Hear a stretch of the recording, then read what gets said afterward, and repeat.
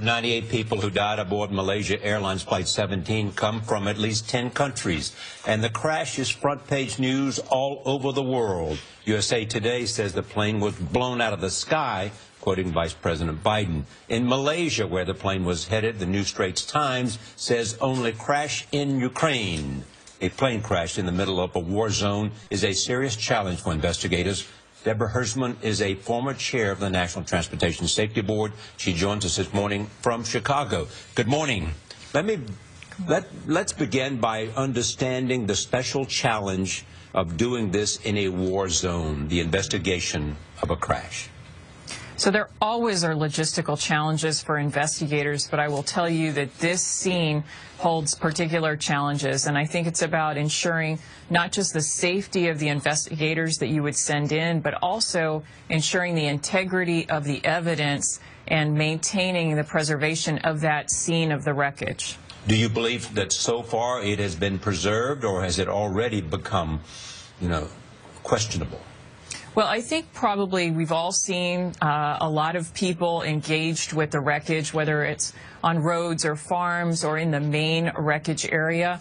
That can compromise the scene, but really what's most important is that you have those pertinent pieces of evidence. If there was a missile strike, you want to make sure that you have the area of the aircraft where that initial penetration took place, where you have that telltale signature of what happened.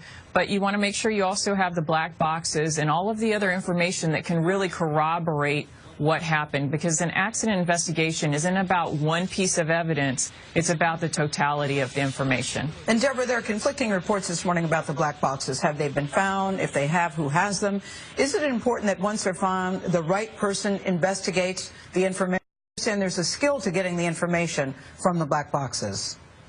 Absolutely. You want to make sure that, particularly in accidents where you have water damage or fire damage, where there's been thermal effect to the boxes, that you have the right people reading them out. It's a skill, it takes expertise, and it's not something that everyone can do. And so if you damage the recorders when you open them up and when you begin to read them out, it's hard to recover that information. And so you want to make sure that you really preserve that and the right people have access to it.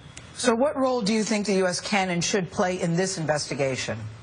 Well, I think certainly our leaders are looking to hold an international investigation where you have the right people who are at the table, the right people who are present. And the international protocols really do make space for that. The country of occurrence, the state of occurrence where the accident occurs, is designated generally as the lead, but you also have the state of manufacture, which is the United States through the Boeing aircraft and the NTSB, as well as the Malaysians, who are the state of the operator. You've got a lot of people who are going to be converging together to try to solve this puzzle and put the pieces back together and really determine what happened.